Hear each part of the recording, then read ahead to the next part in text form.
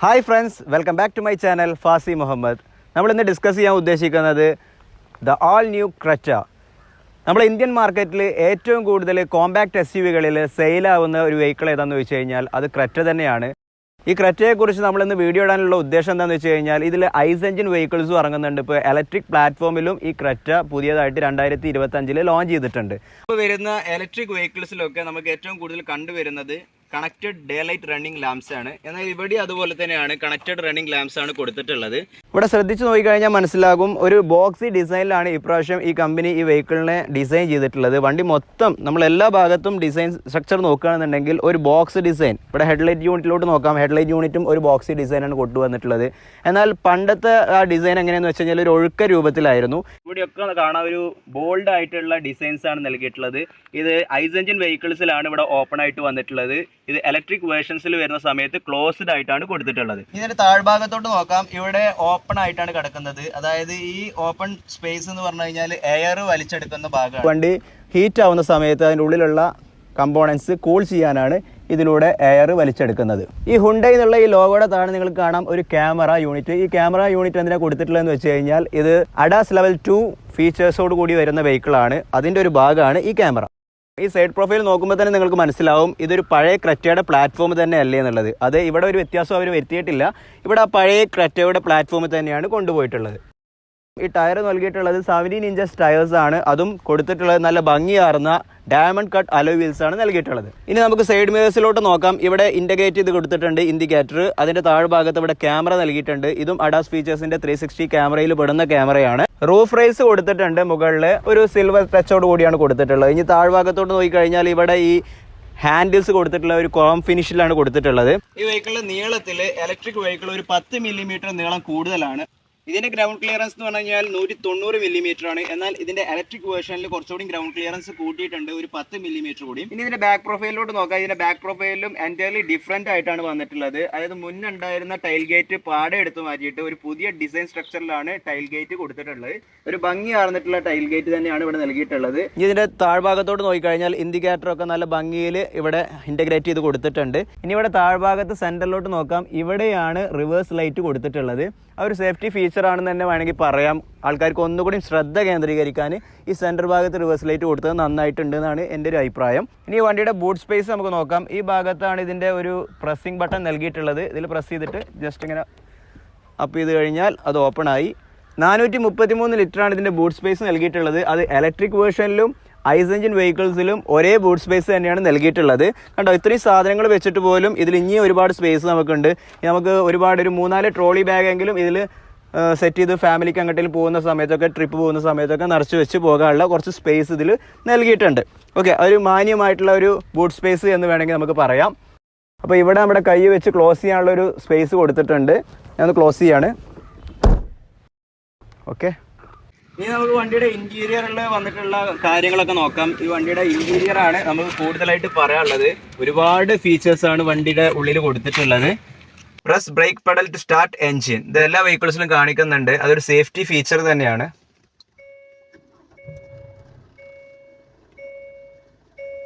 Okay, instrument cluster ഒക്കെ നോക്കൂ. ഒരു കണക്റ്റഡ് ആയിട്ടുള്ള ഇൻസ്ട്രുമെന്റ് ക്ലസ്റ്റർ ആണ്. 2 സ്ക്രീന് കണക്റ്റഡ് ആയിട്ടുള്ള ഒരു വലിയ ഡിസ്പ്ലേ ആണ് നൽകിയിട്ടുള്ളത്. ഡിസൈൻ മികവിന്റെ കാര്യം നോക്കിക്കഴിഞ്ഞാൽ ഈ AC വെന്റ്സ് മാത്രം നോക്കിക്കഴിഞ്ഞാൽ മതി. ഒരു AC വെന്റ് ആണെന്ന് പോലും നമുക്ക് പെട്ടെന്നുള്ള ഒരു നോട്ടത്തിൽ മനസ്സിലാവില്ല. സ്ലീക്ക് ആയിട്ടുള്ള ഒരു ഡിസൈന്. അതിന്റെ തുടർച്ചയായിട്ട് ഇവിടെ AC വെന്റ്സ് ഇവിടെയും കൊടുത്തിട്ടുണ്ട്. പെട്ടെന്ന് AC വെന്റ്സ് ഉണ്ടോ എന്നുള്ളത് നമുക്ക് നോക്കിക്കഴിഞ്ഞാൽ തിരിച്ചറിയാൻ കഴിയില്ല. അത്രയും നല്ലൊരു ഡിസൈൻ. ഡ്യുവൽ AC ആണ് ഇവിടെ കൊടുത്തിട്ടുള്ളത്. ഇവിടെ പാസഞ്ചറിന്റെ ഭാഗത്തേക്കുള്ള AC സെറ്റ് ചെയ്യാൻ പറ്റും. എത്ര ടെമ്പറേച്ചർ വേണമെന്നുള്ളത് നോക്കിയിട്ട് ഈ ഭാഗത്തോട്ടുള്ള AC സെറ്റ് ചെയ്യണമെങ്കിൽ ഇവിടെ ഇതിൽ യൂസ് ചെയ്യാൻ പറ്റും. ഇവിടെ ഇത്രയും വലിയ ഡിസൈൻ സ്ട്രക്ചർ കൊടുത്തിട്ട് നല്ല ഭംഗിയാക്കിയ സമയത്ത് ഈ താഴ്ഭാഗത്തോട്ട് നോക്കുന്ന സമയത്ത് കുറച്ച് ഡിസൈനിൽ കുറഞ്ഞു പോയോ എന്നുള്ളതാണ്. ഇവിടെ പഴയ കാറുകളിലൊക്കെ വന്നിട്ടുള്ള അതേ കൺട്രോൾസും കാര്യങ്ങളാണ് കൊടുത്തിട്ടുള്ളത്. ഇവിടെ മിക്ക സെറ്റിംഗ്സും ഇവിടെ സ്വിച്ചസ് ആയിട്ടാണ് നൽകിയിട്ടുള്ളത്. ഇന്നത്തെ കാലത്ത് ഒരുവിധം എല്ലാ വെഹിക്കിൾസിലും ഇവിടെ ടച്ച് സ്ക്രീൻ ആയിട്ട് മാറിയിട്ടുണ്ട്. C ടൈപ്പ് ചാർജിങ്ങിന്റെ ഒരു യൂണിറ്റ് ഇവിടെ നമുക്ക് കാണാം. 12 വോൾട്ടിന്റെ ഒരു യൂണിറ്റ്, അതുപോലെ തന്നെ USB യൂണിറ്റ്. വയർലെസ് ചാർജിങ്ങിന്റെ സെറ്റപ്പ് ഈ ഭാഗത്താണ് നൽകിയിട്ടുള്ളത്. ഇനി ഗിയർ നോബിന്റെ ഭാഗത്തോട്ട് നോക്കാം. ഒരു ലെതർ റാപ്ഡ് ആയിട്ടുള്ള ഗിയർ നോബാണ് തന്നിട്ടുള്ളത്. നല്ല ഭംഗിയുണ്ട് ഗിയർ നോബ് കാണാൻ. ഇവർ ട്രാക്ഷൻ കൺട്രോൾ നൽകിയിട്ടുണ്ട്. ഇതിൽ നമുക്ക് സാൻഡ്, സ്നൗ, മഡ് എന്നുള്ള ട്രാക്ഷൻസ് സെറ്റ് ചെയ്യാൻ പറ്റും. അതുപോലെ തന്നെ ഡ്രൈവ് മോഡ്സ് നൽകിയിട്ടുണ്ട്. ഈ ഡ്രൈവ് മോഡിൽ നമുക്ക് എക്കോ മോഡ്, നോർമൽ മോഡ്, അതുപോലെ തന്നെ സ്പോർട്സ് മോഡ് എന്നുള്ള ഇലക്ട്രിക് വെഹിക്കിൾസിലൊക്കെ ഇപ്പോൾ ഏറ്റവും കൂടുതൽ നമ്മൾ കാണുന്നതാണ് ഈ sports mode, eco mode, normal mode. അതൊക്കെ ഇതിലും നൽകിയിട്ടുണ്ട്. ഇനി ഇതിൻ്റെ ഇലക്ട്രിക് വേർഷനിലോട്ട് പോകുകയാണെന്നുണ്ടെങ്കിൽ ഇവിടെ ഈ ഗിയർ നോബ് ഉണ്ടാവില്ല. അതിൻ്റെ പകരം ഇവിടെ ഈ ട്രാക്ഷൻ്റെ ഇങ്ങനെയുള്ള ഒരു ബട്ടൺ നൽകിയിട്ടുണ്ട്. അതിൽ നമുക്ക് ഡ്രൈവ് മോഡ്സ് പലതും സെലക്ട് ചെയ്യാൻ പറ്റും. ഇനി ഇവിടെ നോക്കിക്കഴിഞ്ഞാൽ ഒരു ഇലക്ട്രോണിക് പാർക്ക് ബ്രേക്ക് കാണാം. ഇത് ജസ്റ്റ് ഒന്ന് അപ്പ് ചെയ്ത് കഴിഞ്ഞാൽ നമ്മുടെ സ്ക്രീനിൽ അവിടെ ഇലക്ട്രോണിക് ബ്രേക്കിംഗ് ഓൺ ആയത് ഇവിടെ കാണാം. ഓട്ടോമാറ്റിക് വെഹിക്കിൾസിൽ ഓട്ടോ ഹോൾഡ് ഉണ്ടാവും. അതായത് ഒരു ഹില്ലിലൊക്കെ നമ്മൾ വണ്ടി റിവേഴ്സ് പോകാതിരിക്കാൻ വേണ്ടിയിട്ടാണ് ഈ ഓട്ടോ ഹോൾഡ് ഫീച്ചർ ഉപയോഗിക്കുന്നത്. ഇനി ഈ ഭാഗത്തോട്ട് നോക്കിക്കഴിഞ്ഞാൽ ഇവിടെ നിങ്ങൾക്ക് കാണാം ഒരു വെന്റിലേറ്റഡ് സീറ്റിൻ്റെ അഡ്ജസ്റ്റ്മെൻ്റ് ആണ്. ഇതാ ഈ ഭാഗത്തും വെന്റിലേറ്റഡ് സീറ്റിൻ്റെ അഡ്ജസ്റ്റ്മെൻ്റ് ഉണ്ട്. അതായത് ഈ രണ്ട് സീറ്റ്സും വെന്റിലേറ്റഡ് സീറ്റ്സ് ആണ്. അതായത് നമുക്ക് AC വെന്റിലേഷൻ ഈ രണ്ട് സീറ്റിലോട്ടും കിട്ടുന്നതാണ്. ഇനി 360 ഡിഗ്രി ക്യാമറയ്ക്കുള്ള ഒരു ബട്ടനാണ് ഈ നൽകിയിട്ടുള്ളത്. ഓക്കെ, നമുക്കൊന്ന് പ്രസ് ചെയ്ത് കാണിച്ചു തരാം. ഓക്കെ, ഇതാണ് നമ്മുടെ വണ്ടിയുടെ 360 കാണാനുള്ളത്. അത് നമുക്ക് കൂട്ടിയിട്ടും കുറച്ചിട്ടും എല്ലാ തരത്തിലും നമുക്ക് കാണാൻ പറ്റും. കണ്ടോ, വണ്ടിയുടെ എല്ലാ സ്പേസും. വണ്ടി ബ്ലാക്ക് കളർ വെഹിക്കിളാണ്, പക്ഷേ ഇതിൽ കൊടുത്തിട്ടുള്ള വണ്ടിയുടെ കളറ് വൈറ്റ് ആണ്. അത് ഹുണ്ടയ്ക്ക് പാളിയതാണ് തോന്നുന്നുണ്ട്. ഓക്കെ,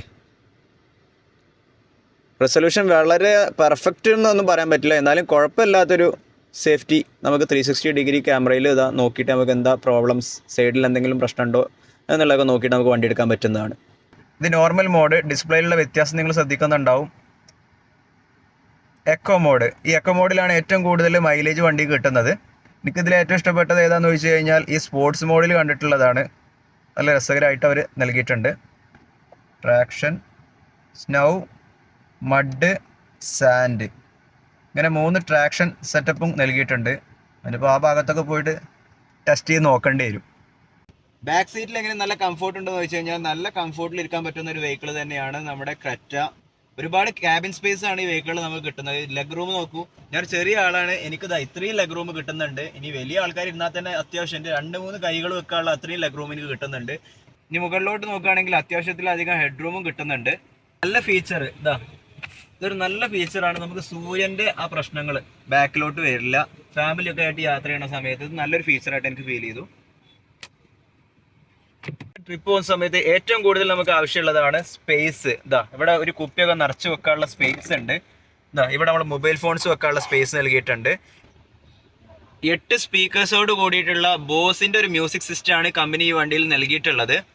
റിയർ സീറ്റിലുള്ള പാസഞ്ചേഴ്സിന് എത്രമാത്രം പ്രാധാന്യം നൽകിയിട്ടുണ്ട് എന്നുള്ളത് ഈ ഭാഗത്ത് നോക്കിക്കഴിഞ്ഞാൽ മനസ്സിലാവും. 2 C ടൈപ്പ് ചാർജിങ് പോയിന്റ് നൽകിയിട്ടുണ്ട്. മൊബൈൽ ഫോൺ ഇവിടെ ചാർജ് ചെയ്യാം.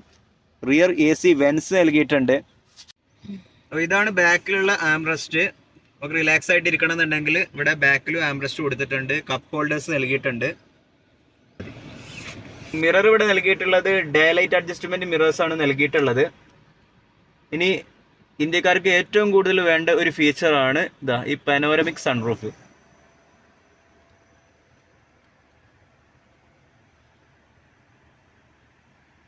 വളരെ അധികം ഭംഗിയാർന്നിട്ടുള്ള ഒരു സൺറൂഫ് തന്നെയാണ്. ഇത് ഓപ്പൺ ചെയ്യാനും പറ്റും എന്നുള്ളതാണ് പ്രത്യേകത.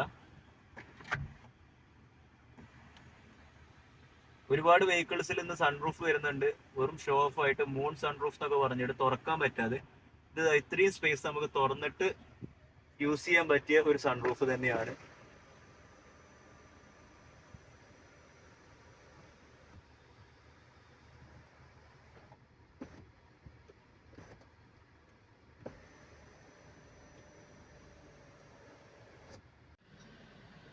സ്റ്റിയറിംഗിൽ ഇതവിടെ പാഡിൽ ഷിഫ്റ്റേഴ്സ് നൽകിയിട്ടുണ്ട്. ഇത് ഇലക്ട്രിക് വെഹിക്കിൾസിന്റെ കേസിൽ വരുന്ന സമയത്ത് റീജൻ സെറ്റ് ചെയ്യുന്ന ബട്ടൺസ് ആയിട്ട് മാറും.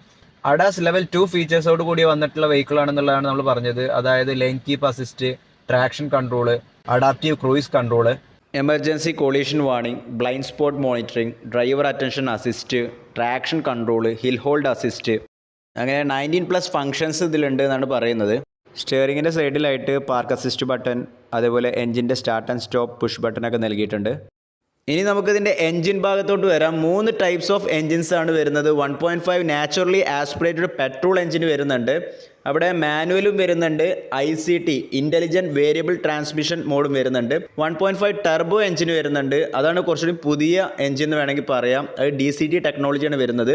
1.5 ഡീസൽ എൻജിൻ വരുന്നുണ്ട്. അതിലും മാനുവൽ ടോർക്ക് കൺവേർട്ടർ ഓട്ടോമാറ്റിക് എൻജിനാണ് വരുന്നത്.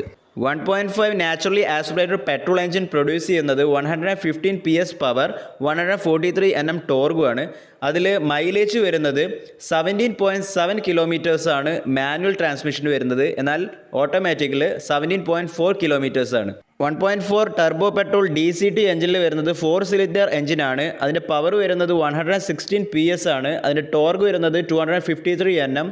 മൈലേജ് പ്രൊഡ്യൂസ് ചെയ്യുന്നത് 18.6 കിലോമീറ്റേഴ്സ് ആണ്. എന്നാൽ 1.5 ഡീസൽ എഞ്ചിനിൽ വരുന്നത് 116 PS പവറും 215 Nm ടോർഗുമാണ് വരുന്നത്. ഇതിൽ 19.1 കിലോമീറ്റർ മൈലേജ് ഓട്ടോമാറ്റിക്കിലും 21.8 കിലോമീറ്റേഴ്സ് മാനുവലിലും കിട്ടുന്നുണ്ട്. നല്ല ബോഡി വെയിറ്റ് ഉണ്ട്. നല്ല കംഫോർട്ടും തൈ സപ്പോർട്ടും ഉള്ള സീറ്റുകളാണ് ഫ്രണ്ടിൽ നൽകിയിട്ടുള്ളത്. വൈറ്റ് ഇൻ കളറിലാണ്, സൈഡിലൂടെയൊക്കെ ബ്ലാക്ക് കളേഴ്സ് നൽകിയിട്ടുണ്ട്. ഫ്രണ്ടിലെ 2 സീറ്റ്സും ഇലക്ട്രിക്കലി അഡ്ജസ്റ്റബിൾ സീറ്റ്സും അതുപോലെ തന്നെ വെന്റിലേറ്റഡ് സീറ്റ്സ് കൂടിയാണ്. ഹ്യുണ്ടായി ക്രെറ്റ EV വരുന്നത് 2 ബാറ്ററി പാക്കോട് കൂടിയാണ്. 51.4 kW പ്രൊഡ്യൂസ് ചെയ്യുന്നത് 171 PS പവറും 255 Nm ടോർഗുമാണ്. അതിന് ടോപ്പ് സ്പീഡ് വരുന്നത് 173 km/h ആണ്. 0 to 100 അച്ചീവ് ചെയ്യാൻ ഈ വണ്ടിക്ക് വരുന്നത് 7.9 സെക്കൻഡ്സ് ആണ്. കമ്പനി പറയുന്ന റേഞ്ച് 473 കിലോമീറ്റേഴ്സ് ആണ്. വീട്ടിൽ നിന്നും നമ്മൾ AC ചാർജർ യൂസ് ചെയ്തിട്ട് ചാർജ് ചെയ്യുകയാണെന്നുണ്ടെങ്കിൽ 10% മുതൽ 100% വരെ ചാർജ് ചെയ്യാൻ 4 ഹവേഴ്സും 50 മിനിറ്റ്സുമാണ് വരുന്നത്. സെക്കൻഡ് ബാറ്ററി ബാക്ക് വരുന്നത് 42 kW ആണ്. ഇതിൽ ടോർഗ് സെയിം ടോർഗ് മുന്നുള്ള അതേ ടോർഗ് തന്നെ 255 Nm ടോർഗ് തന്നെ വരുന്നത്. 135 PS പവർ വരുന്നുണ്ട്. റേഞ്ച് കമ്പനി ക്ലെയിം ചെയ്യുന്നത് 390 കിലോമീറ്റേഴ്സ് ആണ്. AC ചാർജർ വെച്ചിട്ട് നമ്മൾ വീട്ടിൽ നിന്ന് ചാർജ് ചെയ്യുകയാണെന്നുണ്ടെങ്കിൽ 10 to 100% ചാർജ് ആവാൻ ഇവിടെ ടൈം എടുക്കുന്നത് 4 ഹവേഴ്സ് ആണ്. ഇനി നമ്മൾ DC ചാർജർ വെച്ചിട്ടാണ് ഈ 2 വണ്ടിയും നമ്മൾ ചാർജ് ചെയ്യുന്നുണ്ടെങ്കിൽ 10% മുതൽ 80% വരെ ചാർജ് ചെയ്യാൻ 58 മിനിറ്റ്സ് ആണ് എടുക്കുന്നത്. ഇനി ഓൺ റോഡ് പ്രൈസിലോട്ട് പോകാം. ഏറ്റവും റേറ്റ് കുറഞ്ഞിട്ടുള്ള ക്രെറ്റയുടെ വേരിയൻറ്റ് കിട്ടണമെന്നുണ്ടെങ്കിൽ 13.5 lakhsൽ പെട്രോൾ വേർഷനാണ് നമുക്ക് കിട്ടുക. അപ് ടു 20 lakhs വരെയാണ് പെട്രോൾ വേരിയൻസിൻ്റെ റേറ്റ് നിൽക്കുന്നത്. ഇനി ക്രെറ്റ ഡീസൽ വേരിയൻസ് ആണ് നമ്മൾ സെലക്ട് ചെയ്യാൻ ഉദ്ദേശിക്കുന്നുണ്ടെങ്കിൽ 15 lakhs മുതൽ 25 lakhs വരെയാണ് ഇതിൻ്റെ പ്രൈസ് നീണ്ടു നിൽക്കുന്നത്. ക്രെറ്റ ഡീസൽ എടുക്കുന്ന സമയത്ത് ഒരു 20 lakhsൻ്റെ ഒക്കെ എബോവ് പോവുകയാണെന്നുണ്ടെങ്കിൽ നമുക്ക് EVയിലോട്ട് ചിന്തിക്കാം. EV സ്റ്റാർട്ട് ചെയ്യുന്നത് 19 lakhs മുതൽ 27 lakhs വരെയാണ് നീണ്ടു നിൽക്കുന്നത്. Share the knowledge, spread the tech vibes and invite your friends to our journey. Hit subscribe. Let's explore the future together. I am going to signing off. This is your friend Fasi Muhammad.